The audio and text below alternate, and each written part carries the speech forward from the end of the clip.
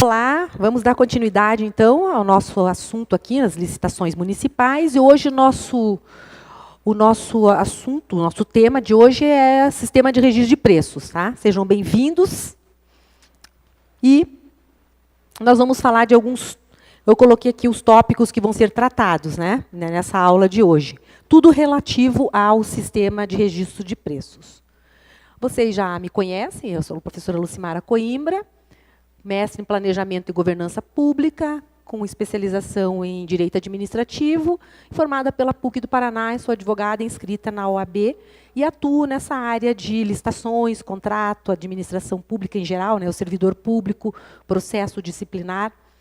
Então, acabo atuando como há muito tempo, eu, né, fui trabalhando em diversas áreas na administração pública, mas o meu forte mesmo é a licitação, é o que eu gosto, né? Gosto de conversar com esse assunto, gosto de conversar com gente que gosta desse assunto.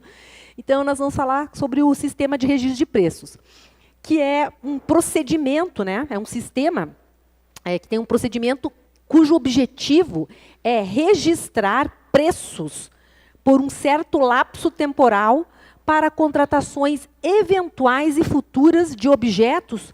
E aí é importante, gente, eu até negritei aqui no slide, cuja demanda é constante e periódica. Por que eu negritei isso?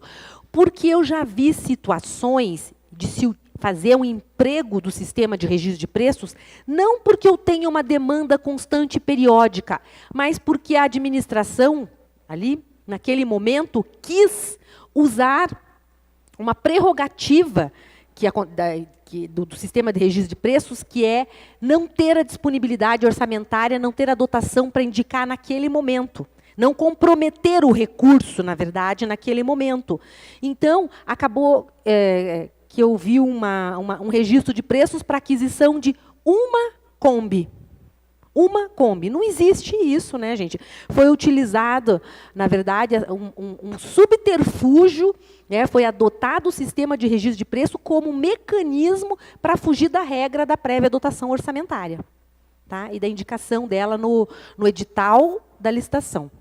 Tá? A regra para o sistema de registro de preços é justamente eu poder comprar aquilo que eu sei que eu vou precisar ao longo de um determinado período, só que eu não sei exatamente quanto nem quando. Aí sim se justifica a adoção do sistema de registro de preços. Tá? A previsão hoje, o fundamento legal hoje do sistema de registro de preços está no artigo 15 da Lei 8666 de 93.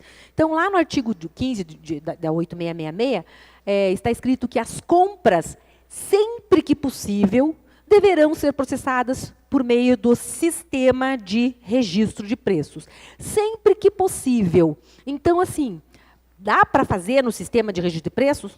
Tem que ser feito. Essa é a ideia. Para que você tenha uma melhor gestão das suas contratações. Você vai registrar o preço e vai, ao longo de um período, que o máximo é 1 ano, né? De acordo com a Lei 8666, existe um limite temporal para o sistema para registrar, que é de 12 meses. Então, nesse período aí, você vai fazer as contratações que forem necessárias. Vejam, você vai fazer as contratações, porque quando você faz o registro de preços e registra um preço, você não contratou ainda. Tá? Então, vamos lá. Isso é uma questão que aparece aqui mais adiante. A lei, então, ela faz alusão ao sistema de registro de preços, mas ela não detalha exatamente como é que vai ser esse registro de preços. Por isso, nós precisamos de regulamentação. No âmbito federal, existe um decreto regulamentador e, no âmbito estadual, aqui no estado do Paraná, e num município ou outro que eu conheço, existe uma lei que fala do registro de preços, detalhando como é que se faz. Tá? Porque o decreto federal, ele é para a administração federal. É possível que os municípios adotem o mesmo decreto? Mas eles precisam formalmente fazer essa opção. Tá? Por essa adoção desse decreto. A ideia é que o próprio edital pode diretamente disciplinar, mas não é o mais adequado, tá? Não é adequado que seja a regulamentação a cada licitação, a cada edital. o correto e o adequado é que seja normatizado pelo órgão, pelo ente que que vai adotar o sistema de registro de preços, que ele elabore a sua própria normativa de registro de preços.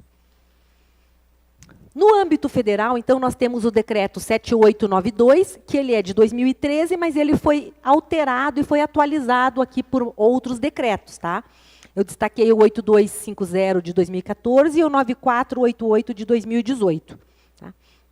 Ele é um decreto para a administração pública federal, tá? Direta, autárquica e fundacional, fundos especiais, empresas, sociedades de economia mista e demais entidades controladas direta ou indiretamente pela União, né, fazem uso.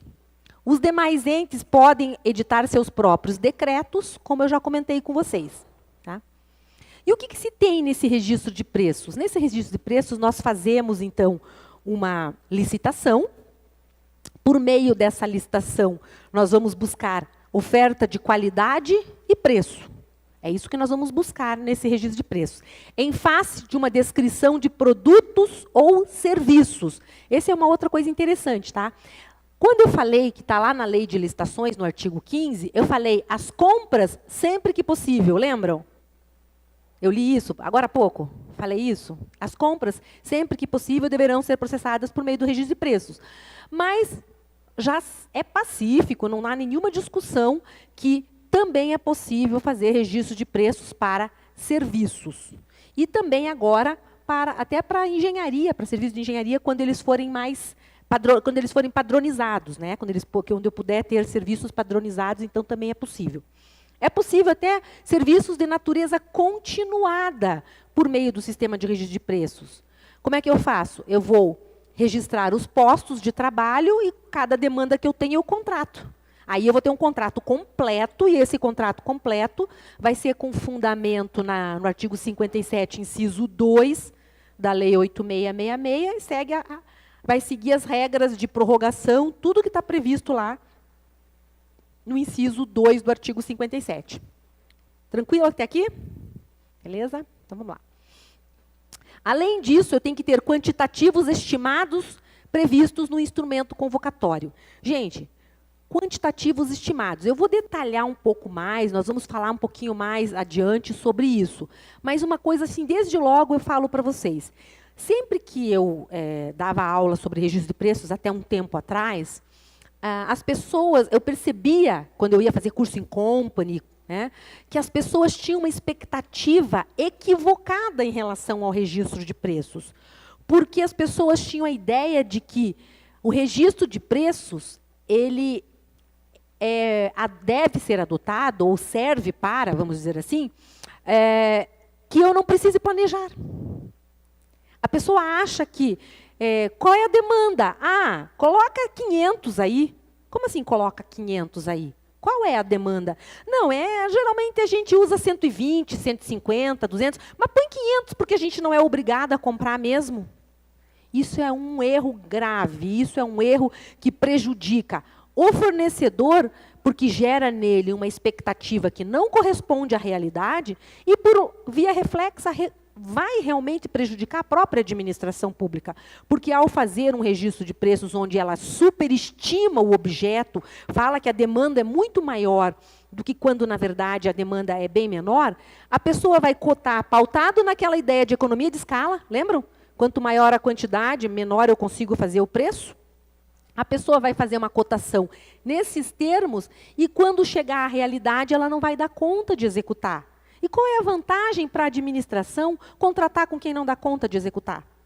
O objetivo é fazer uma boa contratação. O objetivo não é quebrar as pernas do fornecedor. O objetivo não é prejudicar ninguém, quebrar o mercado. Não é nada disso, não é verdade? A administração deve buscar uma boa contratação. E uma boa contratação é uma que atende os dois lados. Né?